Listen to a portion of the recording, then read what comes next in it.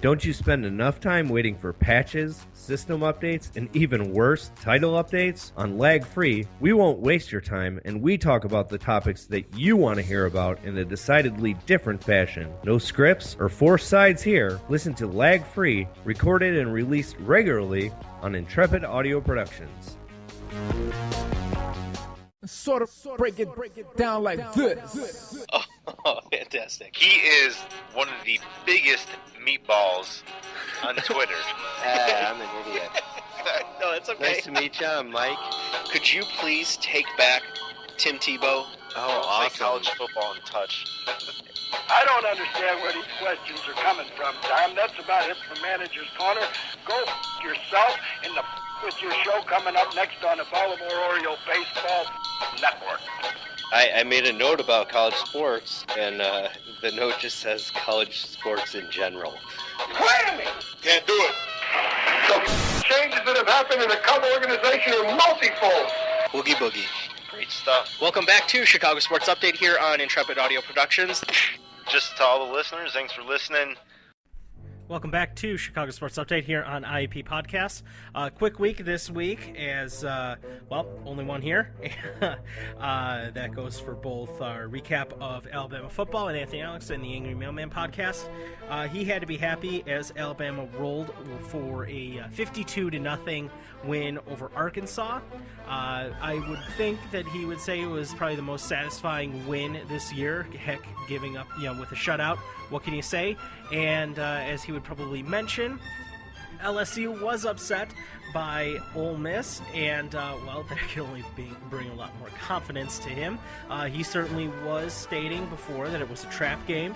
It could have been a trap game, for the Tide. Certainly wasn't, and, looks like the trap snapped on the Tigers. So, not to be offensive to Peter or anything, but it is what it is. So, so they have the Volunteers coming up from Tennessee, and I fully expect them to eat lunch again. We look forward to having a recap in the future from Anthony Alex again from the Angry Mailman podcast. And to wrap up our other guests, specifically Patrick, and recap what was going on with the Raiders. They were in a bye week, and they look forward to taking on the Steelers next week. So, battle of podcast co-hosts, if you may. Certainly the Raiders in the Nights of Video Game Table podcast, and my co-host Matt from Lag Free, as he's a big Steelers fan. So certainly the feud will continue. So stay tuned for the Twitter drama that is likely to ensue for that. Slightly kidding. Don't expect full-on drama, but certainly some trash talking back and forth, as can be done with any good fan bases. So that wraps up our guests for football. In quickly, some baseball news. Well, the Tigers lost, and they can take the rightful place next to the 2002, 3, 4, 6, 9, and 10 Minnesota Twins as the most overrated garbage playoff teams that have ever played. So, at least, in this era, post-steroid, year-end steroid era, as it were, for anyone that is a fan of baseball and certainly has paid any attention to the American League Central, the Minnesota Twins have always touted their wonderful fundamental system, their wonderful ability to pitch, and, they're so great, they're just on the cusp, they need to turn the corner. They never turn the corner, and they're basement dwellers here with the White Sox, and I certainly think will be for the foreseeable future. The White Sox don't become that for the foreseeable future as long, is 99, 100 losses. Certainly hope that doesn't continue, but if it's necessary for rebuilding, okay, we'll see what happens there. So yes, it is a repeat of a World Series that happened 9 years ago, as the Red Sox take on and actually host the Cardinals. So we'll see what happens with that. My money's on the Red Sox, specifically because finally the American League has a decent competitor in that slot. Certainly the Rays, the Rangers, the Tigers, all those garbage teams that have been representing the American League for the past 4 or 5 years in the World Series are exactly that, garbage, and hot garbage, as they have lost every single World Series since then, and as long as those two teams are representing, you're guaranteed a win for the National League. But to stay back, to round back on the Tigers, they decided to let or mutually depart with Jim Leland. Whether he stepped down, whether he was fired, well, we'll see. Certainly there'll be plenty of speculation, but their managerial searches are begun, and early indicators point to Kirk Gibson of the Arizona Diamondbacks, but they don't want to let him go, and I don't blame them. So I really can't blame the Diamondbacks for that. They're close. I don't know how close they are. I think they're probably still a few players away. And aside from 2001, and I think it was 2008 or 9, can't specifically recall at this time, when they made some noise.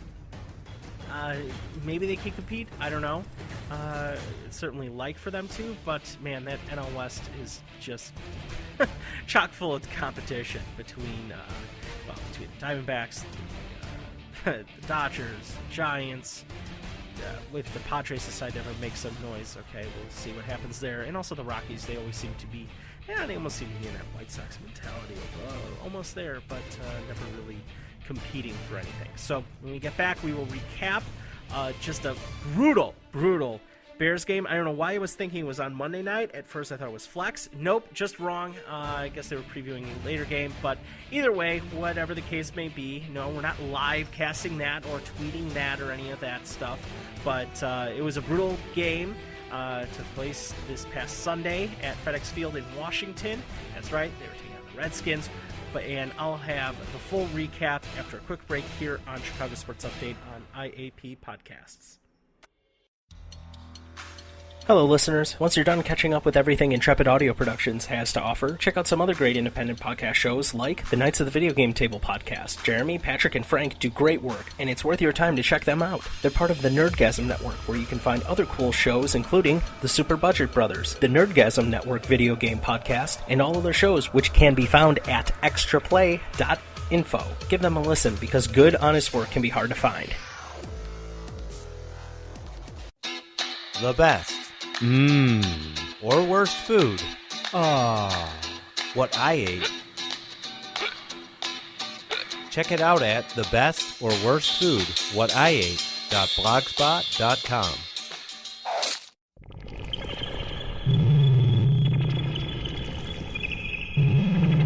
Welcome back to Chicago Sports Update here on IAP Podcasts. Again, this is Matt. Not that that's changing, but yes, here back with the Bears recap. And what can I say except, injury to insult. That's pretty much the bottom line, and that's how it goes for this game.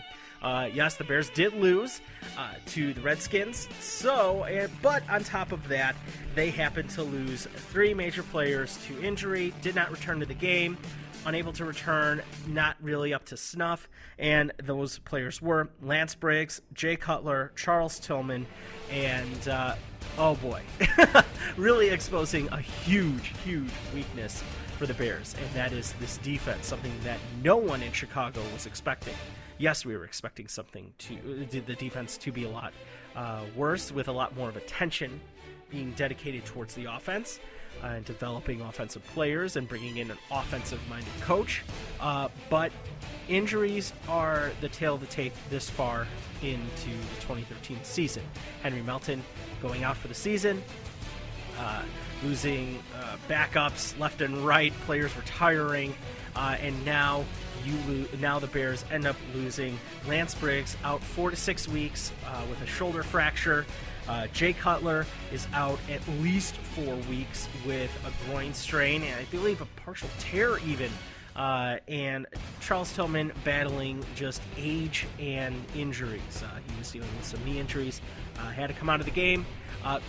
Looked like he could have returned, but decided to opt out for health and lose the battle, try to win the war. So we'll see what happens with him as the Bears head into the bye this week, 4-3 team, and just on the precipice of tanking the rest of the season for the future. Whether Chicago can be redefined now as a rebuilding town with the lone beacon in the Blackhawks doing their rebuilding and winning altogether. But certainly has been difficult this year to watch. The offense did not get much started during the first half. There was an interception that, yes, Cutler threw to Jeffries. It was a decent enough throw. Jeffries should have made the catch after getting his hands on it, tipping it, and letting it go to Geico spokesman Brian Arakpo, who still, I don't even know how I know that stupid commercial. Anyway, so, hey, Geico, pay the bills here too, please. But other than that, it wasn't really a great thing to watch. The defense just let up nearly 600 yards of offense, something that is unheard of here in Chicago, especially for the Bears franchise, one that prides itself on defense. But heck, what can I say? This is the modern NFL. This is high-flying, scrambling quarterbacks, lots of passing yards, all those sorts of things. And that's going to happen when the pass defense is that bad, and that's exactly what it is right now. The pass rush is not there. I said it before.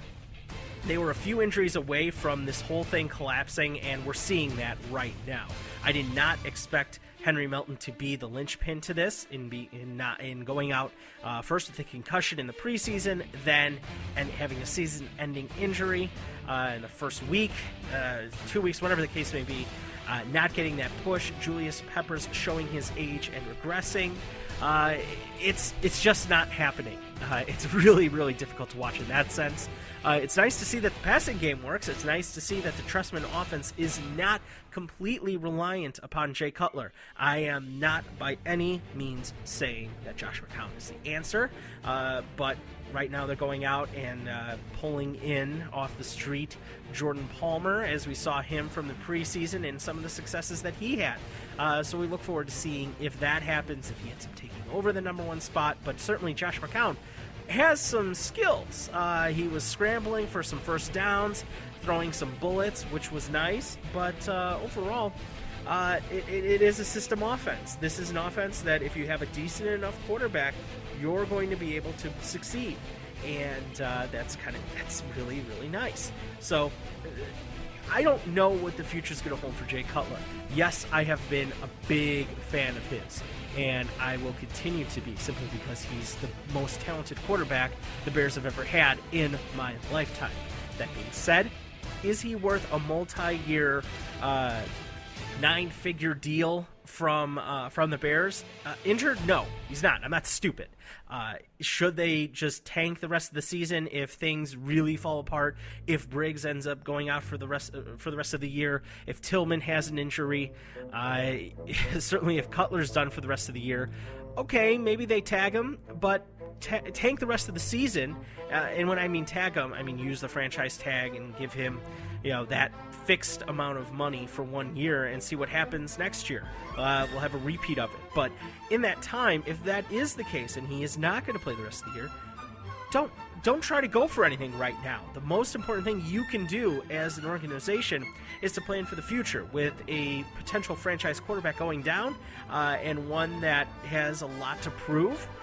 I would certainly say your best option is, yes, to tank it, get a high draft pick, or as high as draft pick as 4 wins will allow you to have now in the NFL. Certainly, that's not necessarily a great spot to be in with the Jacksonville Jaguars and Giants right there, 1 and 2. So we'll see what happens there. But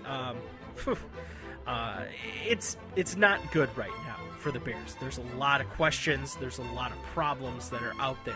One of the problems I mentioned being the passing defense. When you don't get the pass rush, you're not going to be able to generate pressure to make the quarterback, or force the quarterback, opposing quarterback that is, into making mistakes.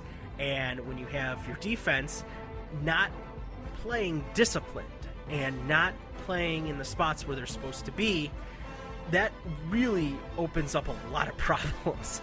And especially, just with safeties right now. That's one of the most glaring issues with the Bears and the front office right now. Their safeties have been just abysmal, just a complete lack of talent. And I think when you have a breakdown in coverage, or excuse me, I guess a breakdown